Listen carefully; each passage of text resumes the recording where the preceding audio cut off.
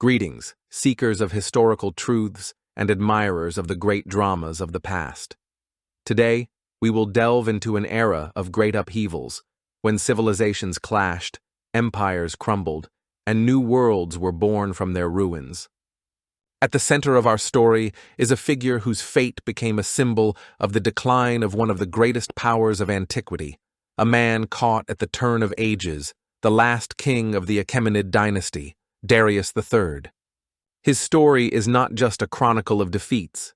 It is a tale of struggle, of tragic confrontation, and of how the memory of the vanquished is often shaped by their victors. Let us together try to discern the true face of this ruler behind the veil of centuries and understand what lessons his difficult life holds. In the vast pantheon of historical figures, there are names that resound through the ages, whose images are clearly drawn and familiar to anyone who has even a slight interest in the past. And there are those who remain in the shadows, whose features are blurred by time and, importantly, by the biases of chroniclers. To such figures, perhaps unjustly overlooked by posterity, undoubtedly belongs the Persian king Darius III. His name is inextricably linked with one of the greatest conquerors in history, Alexander the Great, a young military genius whose fame overshadowed many contemporaries. But if Alexander is a blinding sun on the historical horizon, then Darius often appears merely as his dark shadow, a backdrop against which the victor's glory shines brighter. Why did this happen? Why do we know so little about the man who ruled a vast empire and challenged the seemingly invincible Macedonian might? The answer lies, in large part, in the sources themselves that have brought us information about those distant times. The overwhelming majority of texts describing those events were created by ancient authors, Greeks and Romans, and they came to light several centuries after Darius lived, ruled, and fought. And characteristically, these ancient historians, philosophers, and biographers wrote primarily about Alexander. His campaigns, his victories, his personality, that is what occupied their minds. The contrast in characters and fates of Alexander and Darius seems almost a textbook case, and it undoubtedly took place. A young, daring, indomitable conqueror from the West against an already aging ruler of the East, burdened by a huge empire and centuries-old traditions. However, upon careful reading of these sources, it becomes obvious that Darius interests ancient authors not so much as an independent historical figure, but as a necessary detail for creating an idealized, almost mythical image of the Macedonian conqueror. He seems to accentuate Alexander's greatness. His defeats only emphasize the genius of his opponent, his weaknesses, the strength and will of the Macedonian. It is a classic literary device. For the hero to appear even more heroic, he needs a worthy, yet ultimately inferior antagonist. There is a well-known expression often repeated when speaking of the past. History is written by the victors. And in the case of Darius III and the Achaemenid Empire, this statement is truer than ever. The Achaemenids, who created and ruled a colossal empire for over 2 centuries, unfortunately, did not leave behind a developed historiographical tradition in the sense that, for example, the Greeks had. They had royal inscriptions glorifying the deeds of rulers, like the famous Behistun inscription of Darius I. They had chronicles recording important events. Monumental art existed reflecting the power and wealth of the empire, but there were no narrative histories similar to the works of Herodotus or Thucydides, which would systematically present events and preserve for posterity multifaceted images of their kings and heroes from their point of view. Therefore, our view of Darius III is inevitably mediated, refracted through the prism of the perception of his enemies, or at least representatives of a different cultural tradition.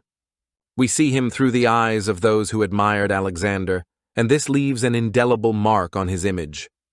But the figure of Darius can be called iconic for a completely different reason, not directly related to his personal qualities or shortcomings attributed to him.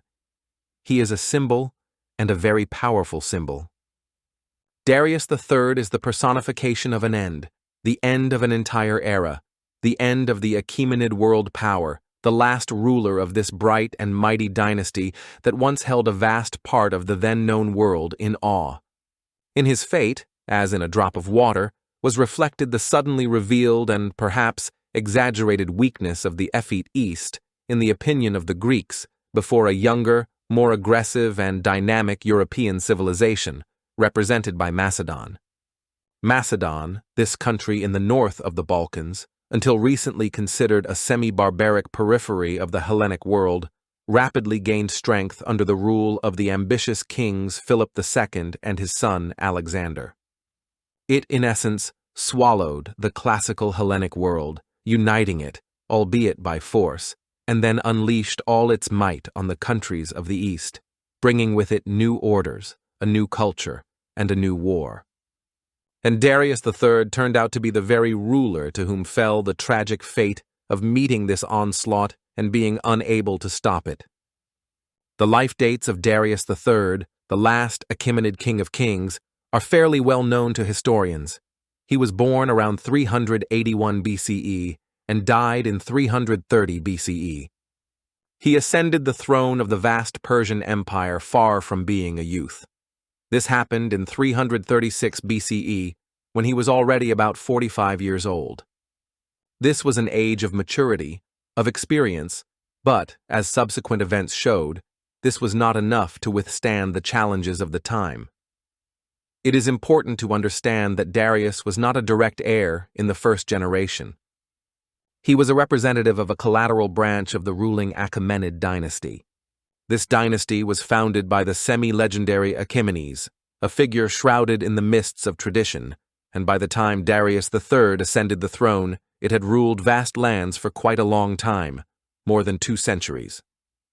The true creator and architect of the great Achaemenid Empire is rightly considered Cyrus II, surnamed the Great.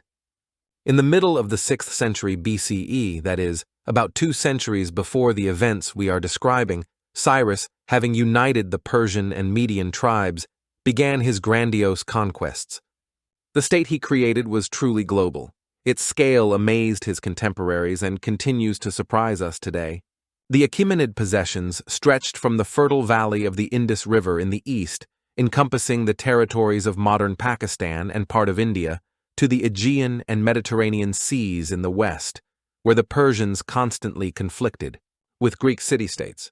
This gigantic empire included such ancient and rich countries as Egypt with its millennial civilization, part of Libya in North Africa, significant territories in the Balkan Peninsula, including northern Thrace and even Macedon, which for a time paid tribute to the Persian kings. The Persians also penetrated into the lands of Great Scythia, which lay in the Black Sea steppes and controlled part of the Arabian Peninsula. That is, we are talking about a truly gigantic world power, which united under its rule dozens of different peoples, cultures, and languages. The core of this vast empire, its historical homeland, was the territory of modern Iran. It is interesting to note that the word Iran itself, which we use today, has ancient roots. It comes from the abbreviation of the Old Persian expression Aryanam Kshatra, which means land of the Aryans, or kingdom of the Aryans. But the name Persia, by which this country was long known in Europe, is a Greek variant of the ancient word Parsa.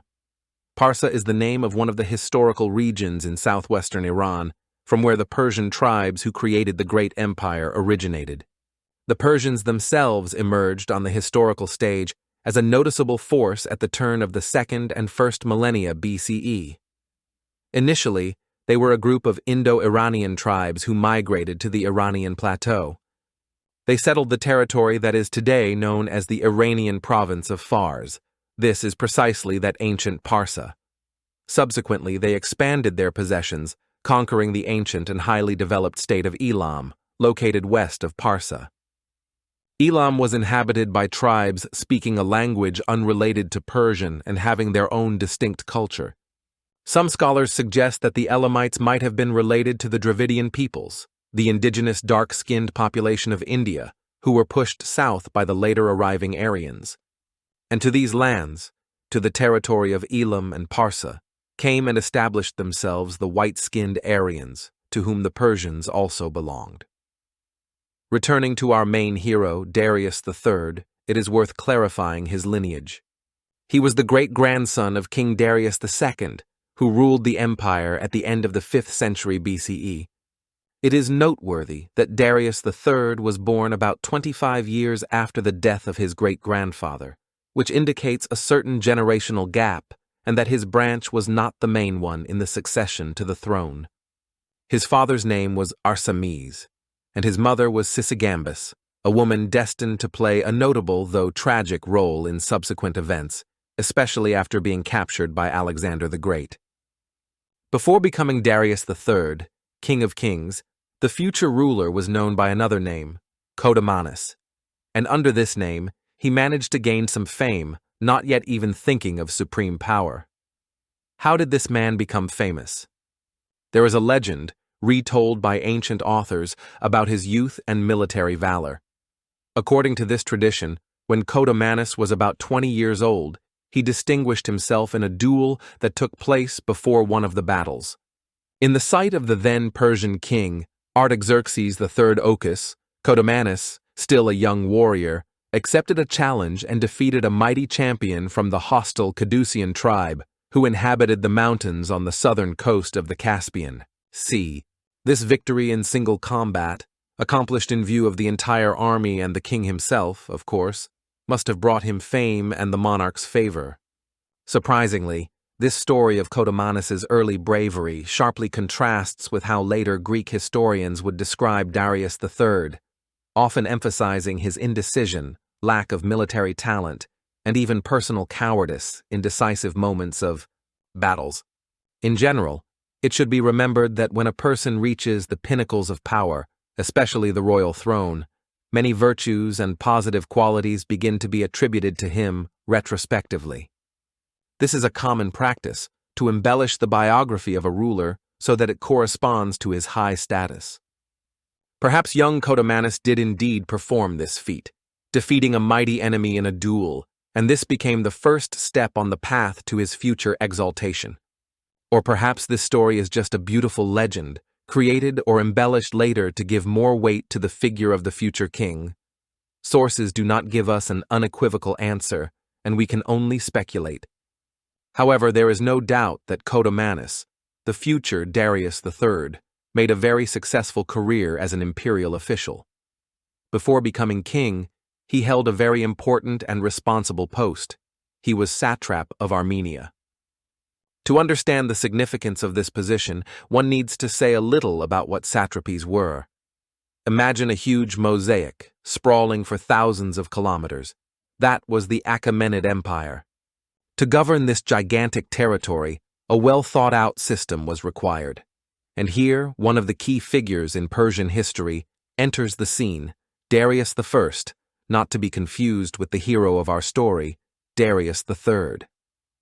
It was Darius I, who ruled long before the events described, starting around 522 BCE, who laid the foundations of the administrative structure that lasted for centuries.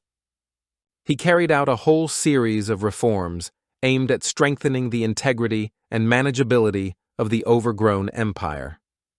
One of his most important innovations was precisely the territorial administrative division into satrapies.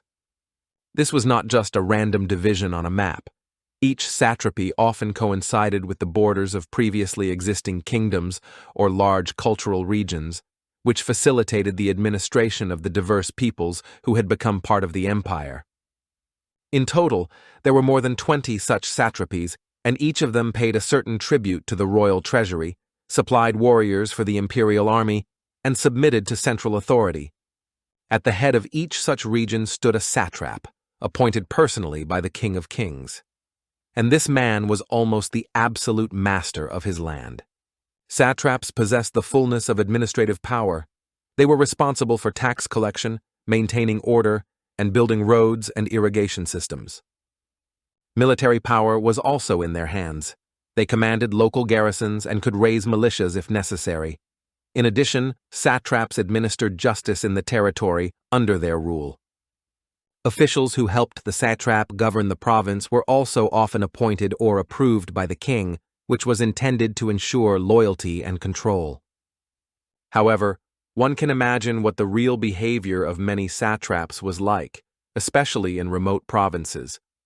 Being far from the capital, from the all-seeing eye of the king, some of them could feel like almost independent rulers. They fervently served the Persian king in words, demonstrating ostentatious devotion, but in reality, they often pursued their own interests, enriched themselves at the expense of the local population, and sometimes even directly violated any moral norms and laws if it promised them profit. The satrapy system was effective, but it also harbored the seeds of separatism and abuse. One such region, or satrapy, was Armenia, which Codomanus governed. It was a very strategically important part of the empire. The Armenian highlands occupied a key position in the north of the Achaemenid Empire.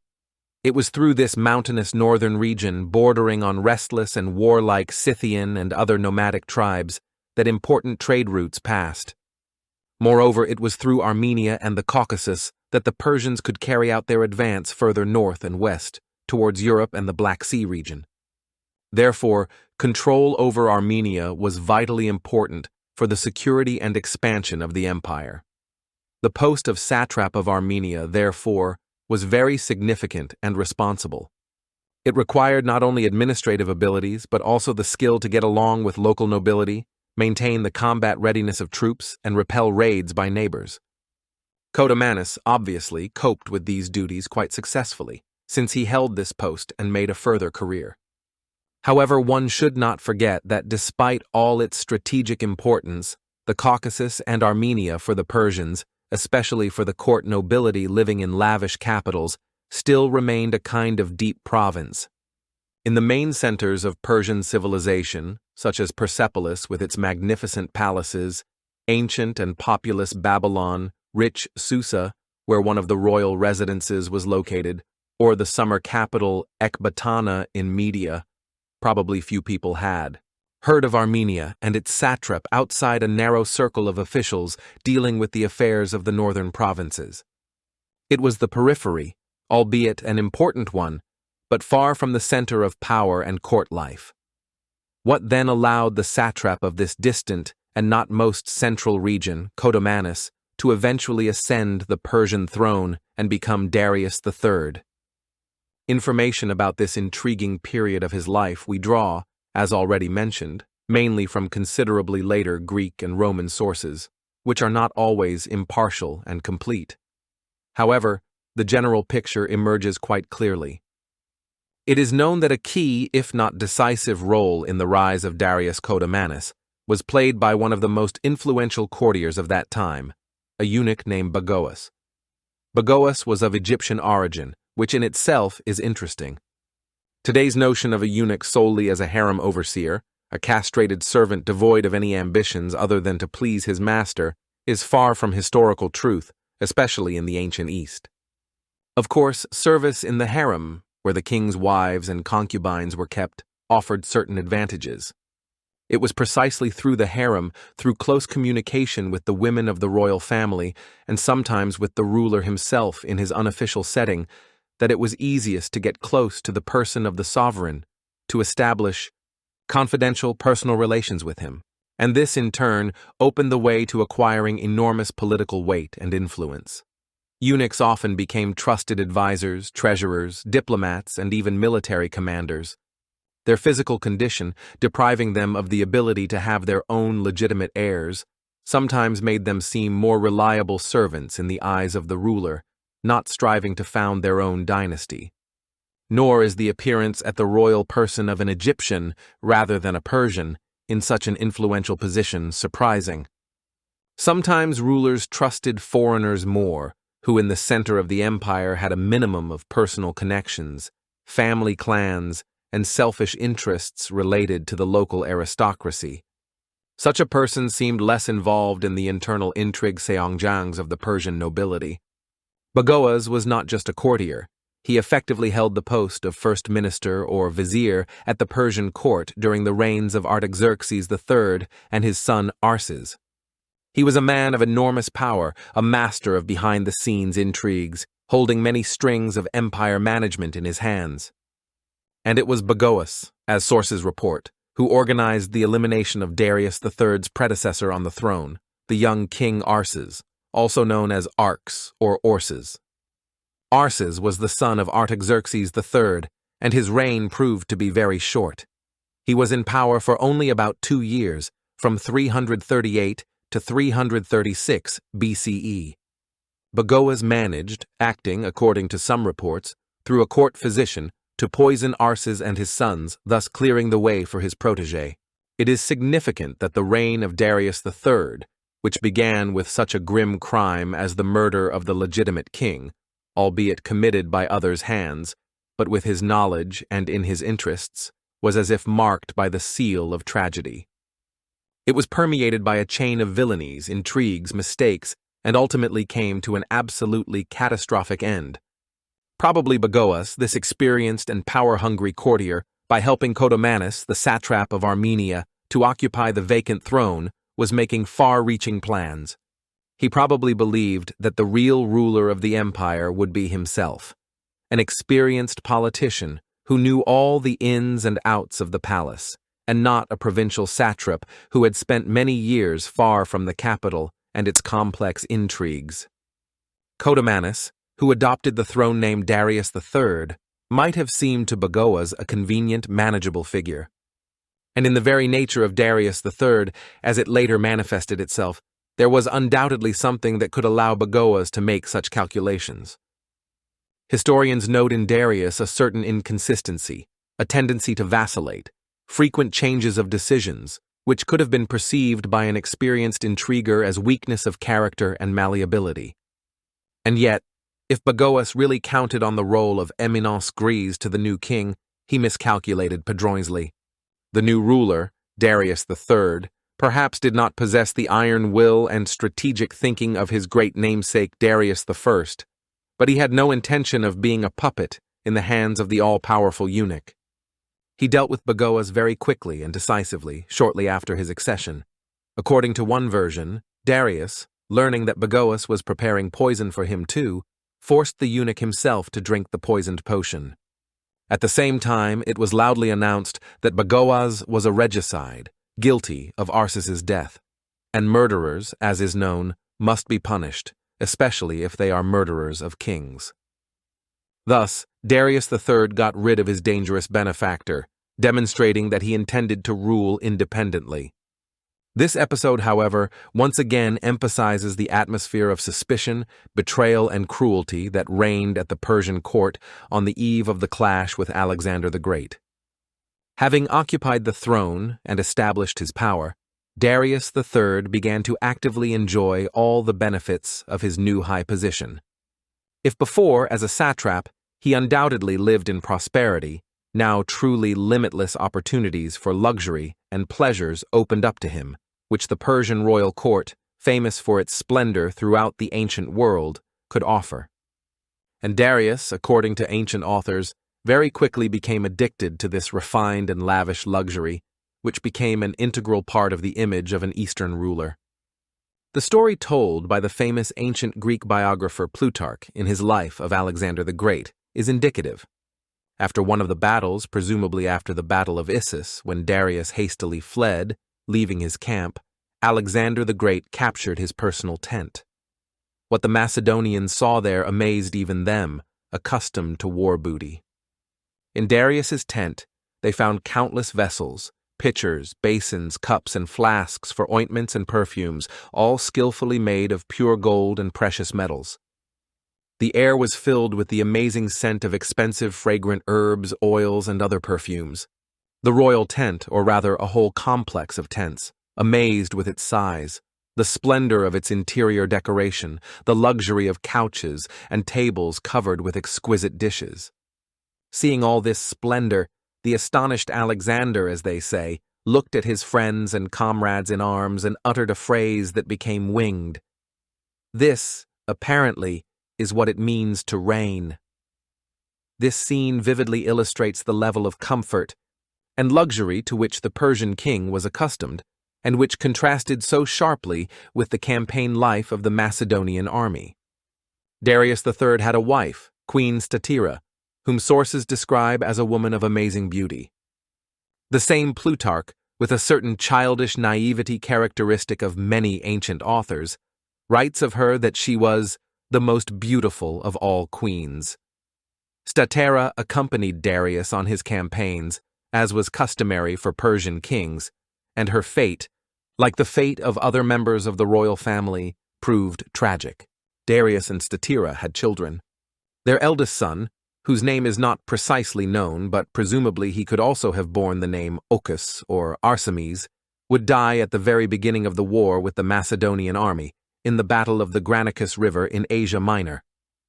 The younger son, still a child, along with his mother, grandmother Sisygambis, and Darius's two adult daughters, Statira the younger and Drypetus, would be captured by Alexander the Great after the Battle of Issus.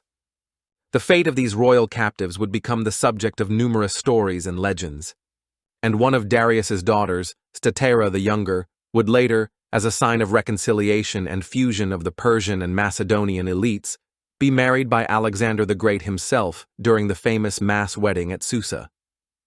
The riches of Darius III, like those of the entire Persian Empire, were truly countless and stirred the imagination of contemporaries.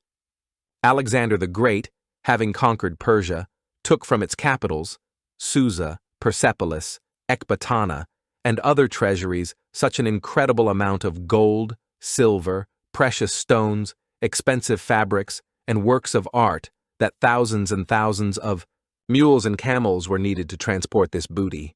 Converted to modern units of measurement, these were many, many tons of precious metals and treasures. To imagine the scale, suffice it to say that when Alexander began his Great Eastern campaign in his treasury, according to some data, there were only about 70 talents of silver, a significant sum, but not comparable to what awaited him. In Persia, however, he found tens of thousands of talents. One talent was a unit of weight and money, equal to approximately 26 to 30 kilograms of silver or gold. You can imagine what mountains of treasure fell to the Macedonian conqueror. It is not surprising that for many subsequent centuries in the East, legends would live on about Darius's untold riches, about the treasures he hid, which adventurers and fortune-seekers would vainly seek. In reality, most of these treasures were captured and put into circulation by Alexander, which, by the way, led to a significant economic upswing in the Hellenistic world, but also to inflation. The Persian king, Darius III, despite all the weaknesses attributed to him, had a good idea of the scale of the huge empire he had inherited from his ancestors. He was not an ignorant ruler, confined within the walls of his palace. Thanks to a developed system of roads, a postal service established by Darius I, and a constant flow of reports from satraps, Persian kings possessed fairly accurate information about the geography of their possessions and neighboring countries. Darius III knew significantly more about the geography of the world than, say, people of the European Middle Ages, who, setting out from France or England on a crusade to the east, often had not the slightest idea where exactly and at what distance Jerusalem was, relying on rumors and very approximate maps. The Persian Empire was well studied by its own administrators, merchants, and travelers. Lists of peoples inhabiting the empire, descriptions of provinces, and road itineraries had been compiled. Therefore, Darius, unlike some of his later colleagues from other eras, had a fairly clear idea of the size of his empire and the resources at his disposal.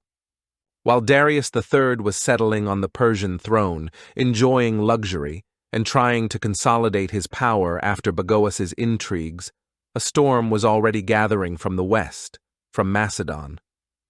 Alexander, son of Philip II, ascended the Macedonian throne at practically the same time as Darius, in the same 336 BCE. He was only 20 years old, and just 2 years after his accession, in 334 BCE, Alexander, having completed the unification of Greece under his aegis and suppressed the last pockets of resistance, declared war on the Persian Empire. Thus began the great confrontation that would change the map of the ancient world. During this grueling and tragic confrontation for him, Darius III made many mistakes, both strategic and tactical, and possibly psychological as well. He, like his predecessors on the Persian throne, rightly feared Alexander's father, King Philip II of Macedon.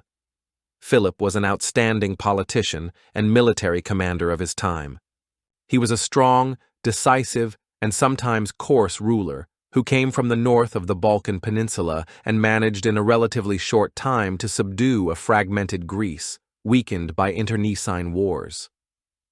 The Persians understood perfectly well that Philip, having united the military potential of Macedon and Greece, would not stop there. They guessed that he was preparing a major campaign to the east, under the pretext of revenge for the destruction of Greek temples during the Greco-Persian Wars 150 years earlier, but in reality, for glory, booty, and the expansion of his domains, and the Persians, naturally, wanted to eliminate him to prevent this invasion. Philip II was assassinated in 336 BCE during festivities in Aegae, the capital of Macedon, under very mysterious circumstances. The assassin was a young bodyguard named Pausanias. Although the official version linked the murder to personal revenge, many historians, both ancient and modern, suspect that Persian gold and the intrigues of the Persian court were involved. The elimination of such a dangerous enemy as Philip seemed a great stroke of luck to the Persians. But who could have imagined then that they should fear his 18-year-old, almost young son Alexander even more, much more? At that moment, there was not even complete certainty that Alexander would be his father's successor on the Macedonian throne, as Philip had other relatives, and Alexander himself had strained relations with his father shortly before his death. Darius III, having ascended the throne at about the same time Philip died, apparently considered that the assassination of the Macedonian king had secured his empire from an imminent invasion from the west. He probably decided that Macedon would now plunge into internal strife, a struggle for power, and would have no time for eastern campaigns. Moreover, in 335 BCE, that is, a year before the start of Alexander's great campaign, the young Macedonian king, busy suppressing revolts in Thrace and Illyria, as well as in the Greek city of Thebes, recalled from Asia Minor his best and most experienced general, Parmenion, who with an advanced detachment had already begun military operations against the Persians.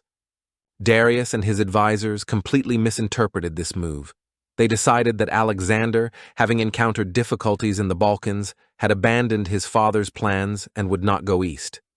The satraps of Asia Minor, the western provinces of the Persian Empire bordering the Greek world, joyfully reported to the king in Susa that they had successfully expelled Parmenion and his Macedonians, and that now everything on the coast was calm and under control. A satrap is a satrap for that very reason, to create an appearance of infinite, almost lackey-like devotion to his master, while at the same time constantly flattering him, and often openly lying, thereby, in essence, betraying him. In this particular case, the satraps of Asia Minor most likely deceived Darius, downplaying the threat from Alexander, so that he, fearing an invasion from the west, would not begin to too actively fortify the coast of Asia Minor, send new troops there, or strengthen his control over their lands, which could limit their own power and income. They assured the king that everything was fine, that the young Macedonian upstart posed no serious danger. In reality, Alexander had summoned Parmenion precisely to complete the final preparations for the major campaign and to take the experienced military leader with him as chief advisor. And Darius III, misled by these reassuring reports, essentially did nothing, displaying fatal carelessness. And this despite the fact that Alexander's political opponents who had fled from Greece and found refuge at the Persian court, such as, for example, the Athenian orator Demades or the Spartan king Agis III, warned him about the real intentions and abilities of the young Macedonian king. They tried to convince Darius that Alexander was dangerous, decisive, and would definitely continue his father's work. Moreover, Pribavaya in this great delusion regarding Alexander's true plans and strength, Darius, as some sources report, wrote letters to him samouverano and arrogantly. In one such missive, he allegedly addressed Alexander as an unwise youth and declared, "You will grow old and die in the time it will take you just to pass through all my domains, let alone conquer them." Moreover, blinded by his pride and underestimation of the enemy, he even gave orders to his satraps in Asia Minor to be sure to capture Alexander alive if he suddenly dared to risk appearing with his army in Persia. To capture him, like some robber, and deliver him in chains to Susa for judgment by the Persian king. What a bitter disappointment awaited him. In the spring of 334 BCE, Alexander the Great, having completed all preparations, began his legendary campaign into Asia. The forces he led with him, at first glance, seemed very small, especially in comparison with the inexhaustible, as was then thought, human and material resources of the vast Persian Empire. Alexander had about 30,000 infantrymen, including the famous Macedonian phalanx, and approximately 4.5, at most 5,000 cavalrymen. Whereas the Persians, just in the satrapies of Asia Minor, according to some estimates, had about 40,000 soldiers under arms, mostly mercenaries and local militias. And if necessary, Darius, by mobilizing forces from all over his vast empire, could have fielded an army numbering 100,000 or even more warriors. Numerical superiority was clearly on the Persian side. The Macedonians and their Greek allies crossed the Hellespont, as the ancient Greeks called the Dardanelles Strait, a narrow waterway separating Europe and Asia. This crossing itself was a daring undertaking, as the Persian fleet dominated the sea. The first major battle between Alexander's army and Persian forces took place shortly after landing, in May 334 BCE, on the banks of the small Granicus River, which flows into the Sea of Marmara, in northwestern Asia Minor. Darius III himself did not participate in this battle. He remained in the capital, believing that his satraps and generals would cope with the Macedonian boy. The Persian army at Granicus was commanded by a council of Asia Minor satraps, among whom Arsites, satrap of Hellespontine Phrygia, stood out. An important role in command was also played by the hired Greek general Memnon of Rhodes, who had fled from Greece and entered the service of the Persian king. Memnon was an experienced and far-sighted military leader. He generally advised the Persian satraps not to immediately engage Alexander in a general battle. His plan was more cunning and cautious, to use a scorched earth tactic, destroy all supplies and fodder in the path of the Macedonian army, avoid major clashes, lure the enemy deep into deserted and sparsely populated Asia Minor, where his army, lacking food and water, would gradually weaken, and in the meantime, the Persian fleet could cut Alexander's communications with Greece and even try to stir up a revolt in Hellas itself. This was a reasonable strategy that could have created serious problems for Alexander. But this clever tactic proposed by Memnon was not accepted by most Persian satraps. They, boasting of their numerical superiority and fearing royal wrath for devastating their own lands, insisted on an immediate battle. And the Persians, who had a significant numerical advantage, especially in cavalry, suffered a crushing defeat at Granicus. The Macedonian phalanx and the Hetyroi cavalry, led by Alexander himself, who personally participated in the hottest skirmishes and nearly perished, demonstrated their superiority in tactics, training, and fighting spirit. As a result of the Battle of Granicus, Darius lost a significant part of his army stationed in Asia Minor. Persian losses were enormous, while the Macedonians lost only a few dozen warriors. One of Darius III's sons, fighting in the ranks of the Persian nobility, died in the battle. Many noble Persians also perished, including several satraps. Among them was Darius's son-in-law, the satrap of Lydia and Ionia named Spithridates, who, before his death, reportedly managed to strike Alexander himself with a sword, but a helmet saved the Macedonian king. At this critical moment, when Mithridates was already raising his sword for a second fatal blow, Alexander the Great's foster brother, Clitus the Black, one of the commanders of the Hetyroi cavalry, rode up and cut off Mithridates' arm, thereby saving his king's life. This Clitus, a loyal comrade in arms of Alexander, would later, during the campaign deep into Asia, in Bactria or Sogdiana, be killed by Alexander himself in a drunken brawl. Alexander, in a fit of rage, would pierce Clitus, the man who had twice saved his life on the battlefield, with a spear. Such were the tragic vicissitudes of fate and the morals of that era. By all appearances, Darius III, upon receiving news of his army's defeat at Granicus, did not consider it the beginning of a great national tragedy. Most likely, he perceived it as an unfortunate mistake, a local misunderstanding, perhaps blaming his negligent satraps and generals for it. He still did not realize the scale of the threat posed by Alexander. Instead of immediately mobilizing all the empire's forces and preparing for a decisive battle, Darius staked on another, typically Eastern, as was then believed, method of political struggle. He decided to eliminate the enemy with the help of a Baal hired assassin. His choice fell on a certain Alexander of Lyncestis. This man was a noble Macedonian from the region of Lyncestis, which had not always been loyal to Macedonian kings. Alexander of Lyncestis commanded Alexander the Great's Thessalian cavalry, one of the elite units. Darius, through his agents, entered into secret negotiations with him. For the assassination of the Macedonian king, he was promised a huge reward, 1,000 gold talents, which was a colossal sum, and moreover the Persian king promised him support in seizing the Macedonian throne. Alexander of Lyncestis apparently was ready to commit this grave crime, to kill his king and benefactor. However, the conspiracy was uncovered. A Persian scout or defector captured by the Macedonians revealed the entire plot of Darius under torture and named the traitor. The commander of the Thessalian cavalry, Alexander of Lyncestis, was immediately arrested and taken into custody. However, Alexander the Great did not arrange a loud trial and immediate execution. He did not want wide publicity of this event, not wishing to demonstrate to everyone, especially his soldiers and Greek allies, how complex and tense the situation was in his own army, that even among his closest associates traitors could be found. Therefore, information about this conspiracy and the fate of Alexander of Lyncestis, as it were, vanished for some time.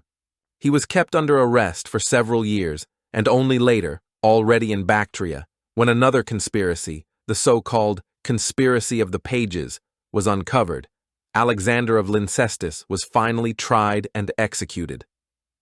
Darius, however, upon learning of the failure of his plan to eliminate Alexander, probably again decided that it was just an accident, another setback, but not a reason to change his overall strategy. True, Darius now faced a serious problem, the lack of a truly talented and authoritative commander-in-chief capable of leading all Persian forces and repelling Alexander. After the defeat at Granicus and the subsequent death from illness of Memnon of Rhodes, who had managed to launch active operations at sea and in the Macedonians' rear, the Persians had no military leader of comparable stature left. At this moment, another Greek in Persian service came to the fore, Charidemus, an Athenian by origin. Charidemus was an experienced mercenary general. He had been exiled from Athens by order of Alexander the Great after the destruction of Thebes and had found refuge at the Persian court. He was ready to lead the Persian army and proposed to Darius his plan for waging war, which, according to some reports, was also based on defensive tactics and the use of the advantages of Persia's vast territory. However, Darius received a denunciation against Charidemus from his court satraps and nobles, who envied the influence of the foreign Greek and feared his rise. They accused Charidemus of allegedly preparing treason or being disloyal to the Persian king. Darius, being suspicious and indecisive, like a true Eastern ruler accustomed to intrigues, believed the denouncers and ordered Charidemus to be executed just in case. This act deprived Darius, perhaps, of the last talented general capable of organizing effective resistance. Going to his execution, Charidemus, as legend has it, uttered a dire prophecy addressed to Darius. His words were something like this: "You will pay dearly for what you have unjustly done to me, and retribution will be the swift loss of your kingdom." Probably, this deathbed curse is merely a later fabricated legend intended to emphasize Darius's injustice and the inevitability of his impending catastrophe. But, one way or another, Darius III's kingdom was indeed doomed. With each passing day, with each wrong decision, it drew closer to its tragic end. His huge, seemingly indestructible empire was cracking at the seams. Darius would make some decisions, then immediately cancel them under the influence of the moment or the advice of his associates. He vacillated, hesitated. He was clearly incapable of acting as swiftly, decisively, and purposefully as his young and brilliant opponent, Alexander the Great. Alexander always knew exactly what he wanted and went towards his goal, stopping at nothing. Darius, on the other hand, often seemed bewildered, not knowing what to grasp. These constant vacillations of his indecision, his inability to choose the right course and firmly follow it, allow some historians to draw rather distant but curious analogies. For example, Darius III is sometimes even compared to the last Russian emperor Nicholas II, who also, at a critical moment for his country, showed fatal indecision, susceptibility to influences, and inability to adequately respond to a rapidly changing situation, which ultimately led to the collapse of the empire. Most of all, Darius III, apparently, believed in the magic of numbers, in the colossal size of his army, in the inexhaustible power of his vast state. He hoped that he could simply overwhelm the Macedonians by sheer numbers if he gathered all the forces of his empire. He made another serious mistake when he decided to personally lead the army in a decisive battle. Why did he do this, lacking sufficient military experience? Perhaps he was prompted by a sense of royal duty, a desire to inspire his warriors with his presence, or perhaps he feared entrusting such a huge army to anyone else. Or maybe he was pushed to this by a dream he had the night before. He dreamed of the famous Macedonian phalanx, that formidable battle formation, consisting of several, usually 6 or more, ranks of heavily armed hoplites sarissaphorai, holding long spears sarissas. Moreover, the spears of the warriors in the rear ranks were considerably longer than those in the front, so that several ranks of spears were simultaneously extended forward, creating an impenetrable wall of steel. In the last ranks, the sarissas could reach 5 to 6 meters in length. This unique and effective formation was devised and perfected by Alexander's father, Philip II. So, in Darius's dream, this Macedonian phalanx was engulfed in bright flames, and Alexander the Great himself, dressed in modest clothes, served him, Darius, like a slave, then entered some temple and mysteriously disappeared there. Obsequious court priests and dream interpreters, always ready to tell the king what he wanted to hear, immediately interpreted this dream as an undoubted guarantee of Darius's impending victory. The flame engulfing the phalanx was its demise.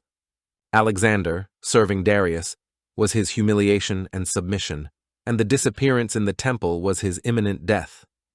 Encouraged by such an interpretation, Darius probably became even more convinced in his decision to personally lead the troops into battle.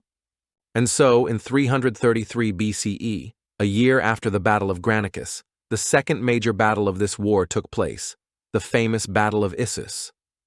It no longer took place on the outskirts of the empire, but deep in Asia, on a narrow coastal plain in Cilicia, in southeastern modern Turkey, between the Amanus Mountains and the Mediterranean Sea.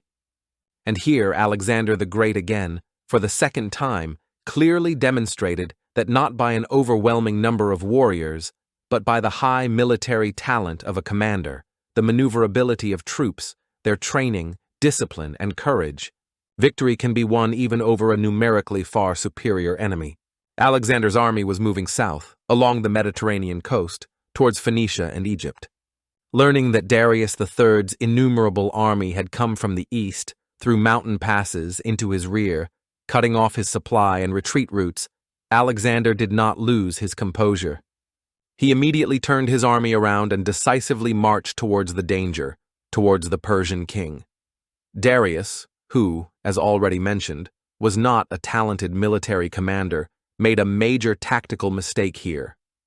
His enormous army, numbering, according to some estimates, hundreds of thousands of warriors, needed a vast, wide field for deployment and maneuver, where it could use its numerical superiority and outflank the enemy. But he himself, due to inexperience or on the advice of his associates, led his army into a narrow, confined space of the Pinarus River Valley, wedged between mountains and the sea. This place was completely unsuitable for the actions of the large masses of cavalry and infantry at his disposal. Here, his numerical superiority was practically nullified. And in this narrow pass, where the huge Persian army could not deploy and act effectively, a real massacre began. It is also important to note that the Macedonians and their Greek allies fought with much greater fury and dedication. They were battle-hardened veterans, fighting under the leadership of their beloved and brilliant king. The Persian army, on the other hand, although it contained brave warriors, for example, Greek mercenaries, for the most part consisted of forcibly conscripted men, representatives of the most diverse tribes and peoples conquered by the Persians. What was this Darius to them? Why should they die? They had no unifying idea, no high patriotic impulse. And Alexander, on the contrary, constantly instilled in his warriors. We, enlightened Greeks and Macedonians, are going to the east, not just for booty. We are going to avenge the Persians for past grievances, for the destruction of our sanctuaries. We are bringing to these barbarian, in their opinion, lands the light of great Hellenic culture and civilization. This ideological indoctrination undoubtedly played its role. During the Battle of Issus itself, Darius III, as befitted a Persian king, was in the center of his army, on a high war chariot, from which he could observe the course of the battle and give orders. Alexander, noticing the royal chariot, with his Hetairoi shock cavalry furiously charged directly at him, seeking to decide the outcome of the battle with a single blow, to kill or capture the Persian king. In this desperate attack, Alexander was even wounded in the thigh, but this did not stop him. Darius, however, seeing the Macedonian cavalry breaking through the ranks of his guard and approaching him, showed cowardice. His chariot got stuck.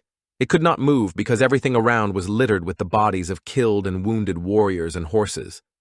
And then Darius, without waiting for the outcome of the battle, dismounted from his chariot, leaving his royal regalia, mantle, bow, and shield on it, jumped on a horse brought to him, and hastily fled the battlefield, saving his life.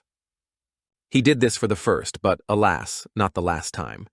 Particularly striking and outrageous, from the point of view of then, and even modern notions of honor, is that in the panic of flight, he left his entire family to the mercy of the victor. His mother, Sisygambis, his beautiful wife, Statera, his young son and heir, and his 2 adult beautiful daughters. All of them, along with a huge baggage train and treasures, became prisoners of Alexander the Great.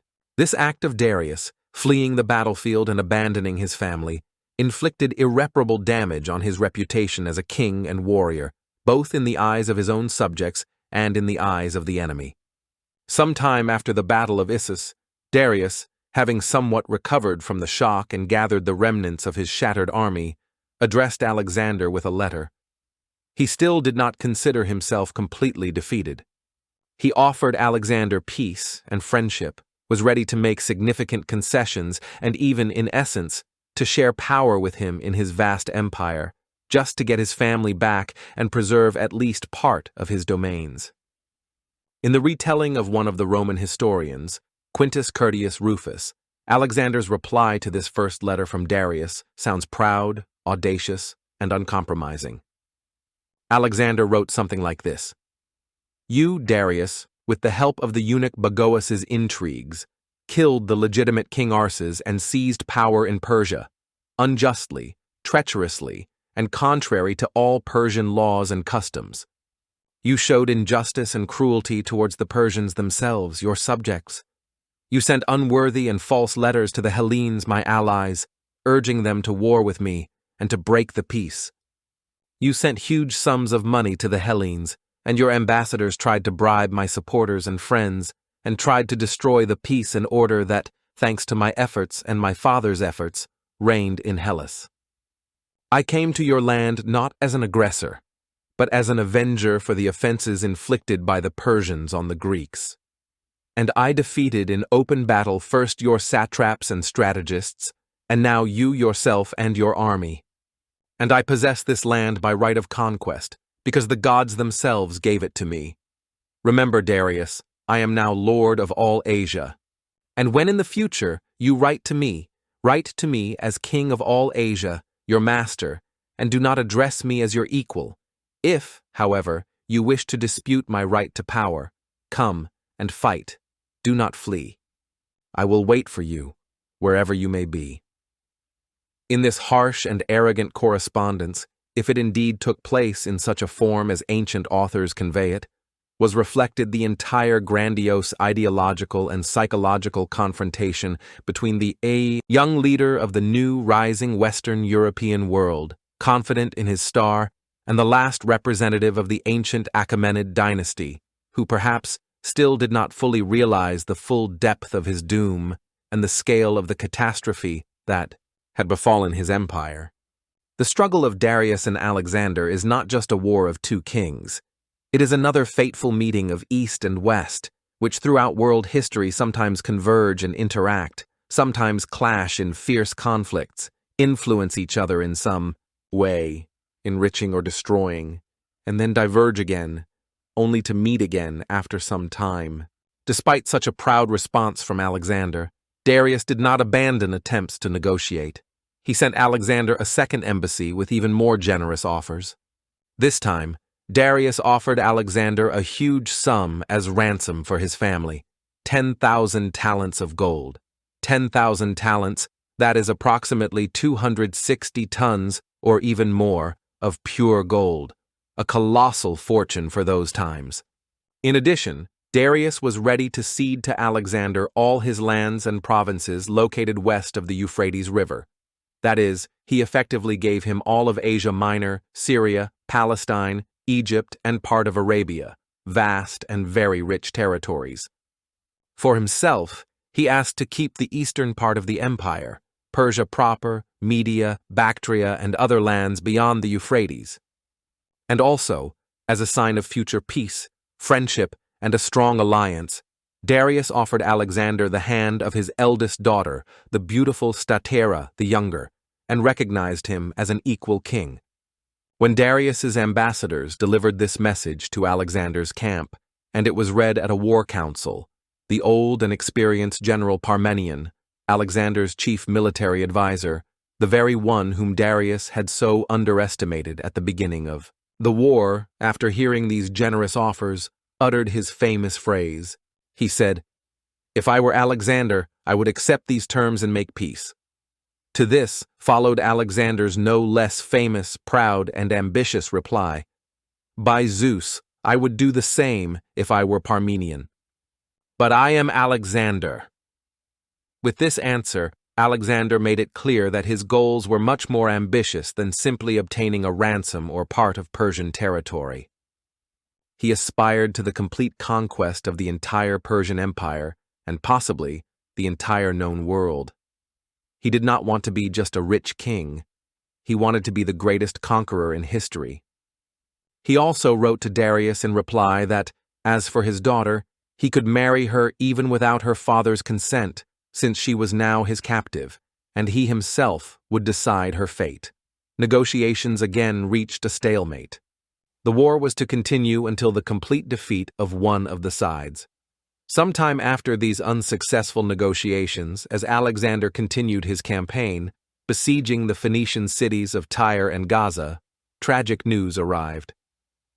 Darius's wife, Queen Statera, died in captivity among the Macedonians. According to the official version, spread by Alexander and supported by some ancient historians, she died during childbirth, having delivered prematurely. At the same time, it was emphasized that Alexander had kept the royal captives in very good, almost befitting their rank, conditions, had not reduced the number of their servants and retinue, and had treated the women of Darius's family, especially his mother, Sisigambis, and wife Statera, with the utmost respect and chivalrous nobility, not allowing himself or his soldiers any liberties towards them. However, for Darius, the news of his beloved wife's death, and moreover in enemy captivity, was undoubtedly a most severe blow. It is said that he tormented himself long and painfully with the question of whose child it was, by whom Statera had become pregnant while away from him. Although Plutarch and other authors assure that Alexander had not even once seen Statera without a veil, so as not to offend her or arouse suspicion, the shadow of doubt probably remained in the Persian king's soul. This personal tragedy, perhaps, broke his spirit even further. The last decisive battle between the armies of Darius III and Alexander the Great took place on October 1st, 331 BCE, at Gaugamela. This place was located on a vast plain in northern Mesopotamia, on the left bank of the Tigris River, not far from the ruins of ancient Nineveh, the former capital of the mighty Assyrian Empire. Today it is the territory of modern Iraq. Darius prepared very carefully for this battle. He took into account some of his past mistakes. He assembled a truly innumerable army, drawing forces from all corners of his vast empire still under his control. Ancient authors, such as Arrian or Diodorus Siculus, write about the fantastic size of the Persian army at Gaugamela, up to 1 million infantrymen and several tens of thousands of cavalrymen. Modern historians, of course, consider these figures a strong exaggeration, characteristic of ancient historiography, which sought to emphasize the greatness of Alexander's victory. More realistic estimates suggest that Darius probably had about 100, perhaps 150,000 warriors, which, however, still significantly outnumbered Alexander's forces. The Macedonian king at Gaugamela had approximately 40,000 infantry and about 7,000 cavalry.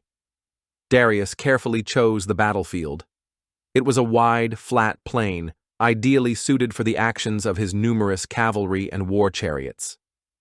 He even ordered some sections of the field to be leveled and cleared in advance so that his chariots could attack the Macedonian phalanx unimpeded. Darius had about 200 scythed chariots, a formidable weapon designed to break through enemy ranks.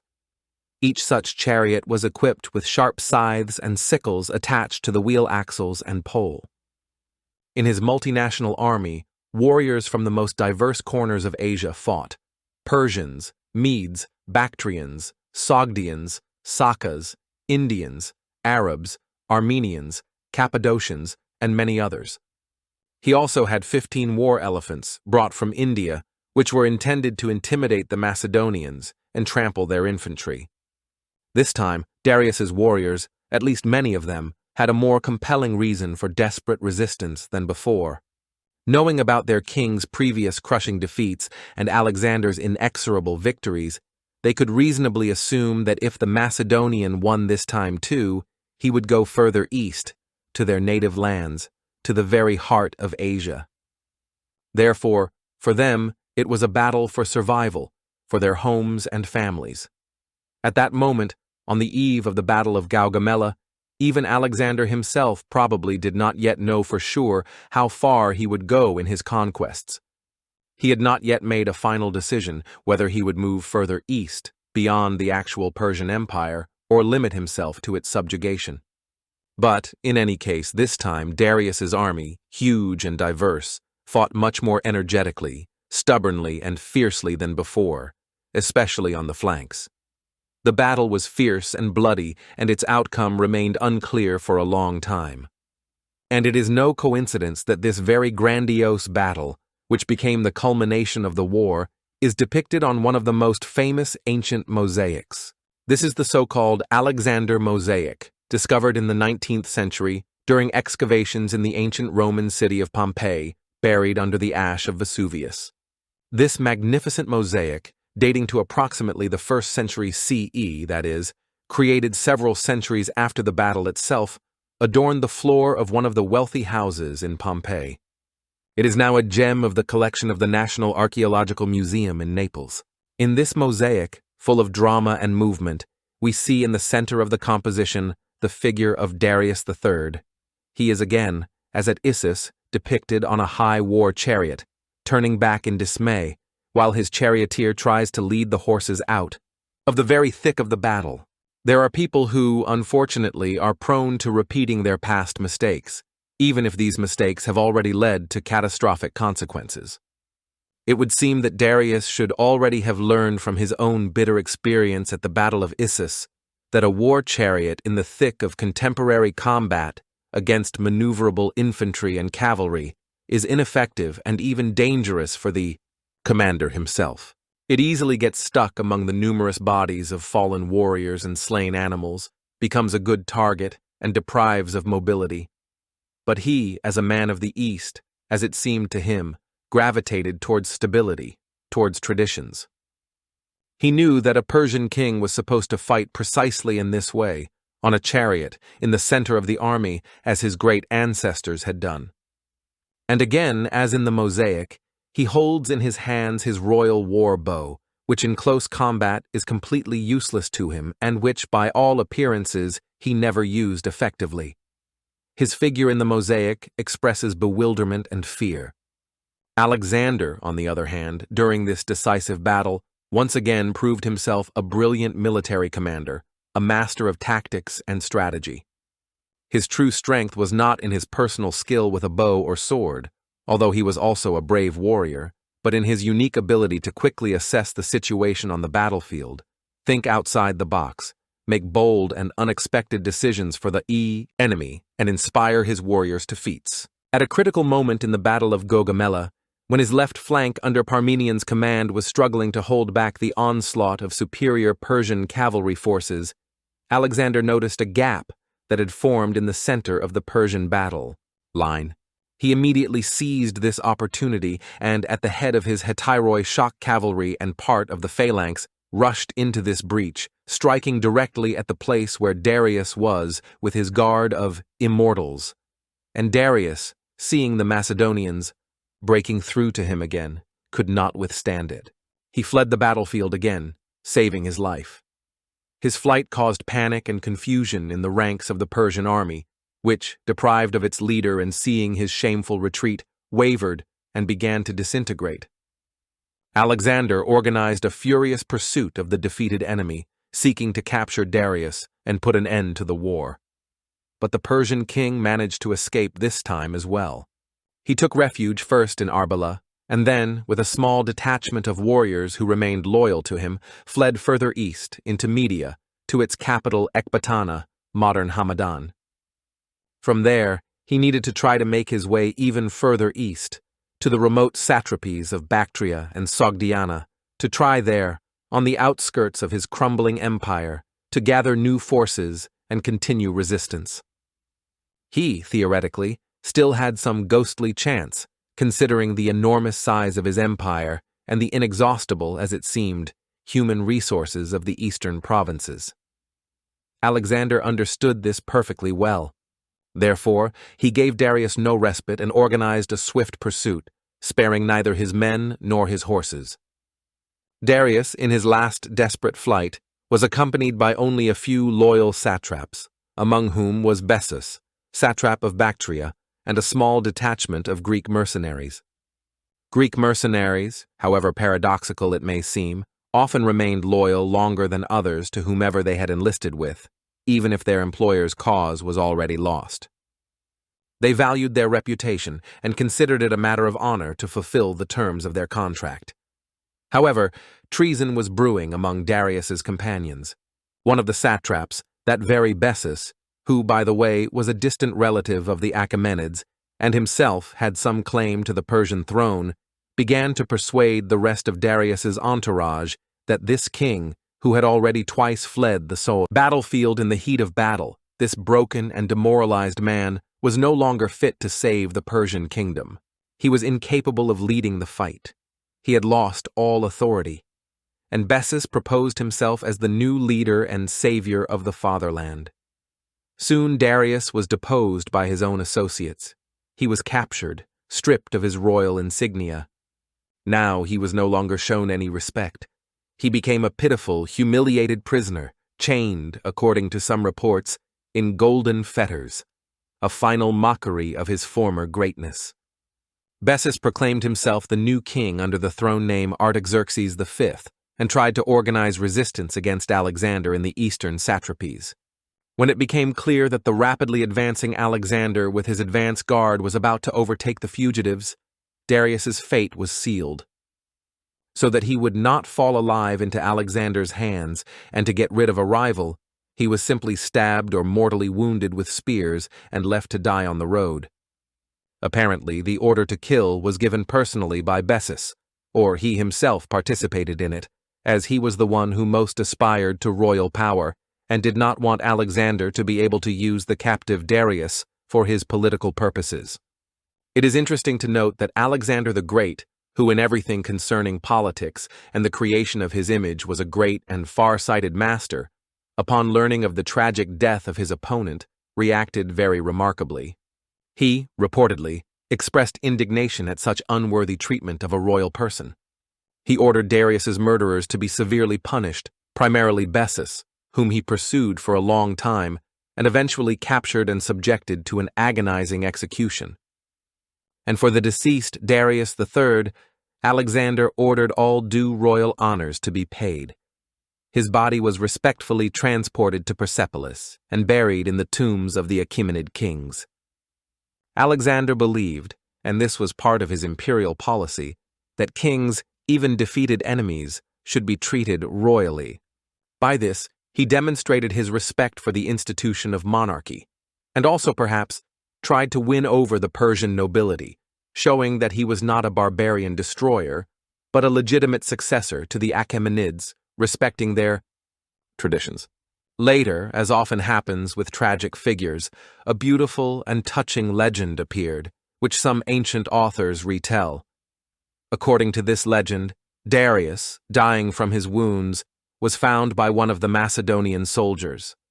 Before his death, he allegedly asked to convey his gratitude to Alexander for how nobly he had treated his mother, wife, and children, who were in captivity.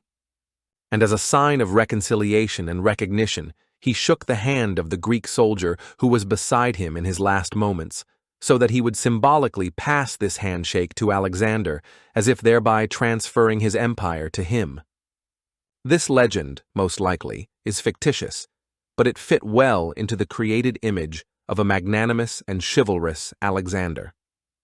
Sometime after these events, seeking to further strengthen his power over conquered Persia and implement his policy of merging peoples, Alexander the Great nevertheless married Darius III's eldest daughter, Statera the Younger. This happened during a grandiose mass wedding in Susa in 324 BCE, when thousands of Macedonian soldiers took Persian women as wives. However, this marriage was short-lived. Just a year later, in 323 BCE, Alexander the Great died suddenly in Babylon, when his young wife Statera, according to some reports, was expecting his child. Immediately after the death of her great but short-lived husband, Statera, along with her sister Drypetis, widow of Hephaestion, Alexander's closest friend, was treacherously murdered by order of another of Alexander's wives, Roxana, a Bactrian princess, who feared rivalry for power for her son Alexander IV. So the common heir of Darius III and Alexander the Great, if he was indeed to be born, never got to rule either Persia or Macedon. The Achaemenid dynasty finally came to an end. The fate of Darius III, the last king of this once mighty dynasty, is, in a sense, a reflection of the fate of the great Persian Achaemenid Empire itself. It was a grandiose, bright, multinational, but, as it turned out in historical perspective, rather short-lived state formation, which lasted a little over 2 centuries. It collapsed under the blows of a younger, more energetic, and militarily better organized opponent. Incidentally, It is worth noting that the life of the huge empire created by Alexander the Great himself proved to be even shorter. It disintegrated almost immediately after his death, torn apart by his generals Diadochi in the course of bloody wars. In place of Darius III's central domains, on the territory of the former Persian Empire, after Alexander's death and the wars of the Diadochi, one of the largest Hellenistic states was formed, the Seleucid Empire. It was headed by one of Alexander's closest associates and successors, General Seleucus I Nicator. This state, stretching from Asia Minor to India, for a long time became the main carrier of Greek culture and influence in the East. It, in turn, became the core and predecessor of several future great empires, such as the Parthian Kingdom and the Sasanian Empire, which succeeded each other in these ancient lands over the following centuries. As is known, everything in this world is changeable and everything is perishable, especially when it comes to great empires and the fates of their rulers. The story of Darius III is a bitter but important reminder of this truth. And although his name is often mentioned only in connection with his defeats, he remains an integral part of the great drama of world history, a figure whose example we can learn from and reflect upon regarding the nature of power, strength, and weakness, and the rise and fall of civilizations.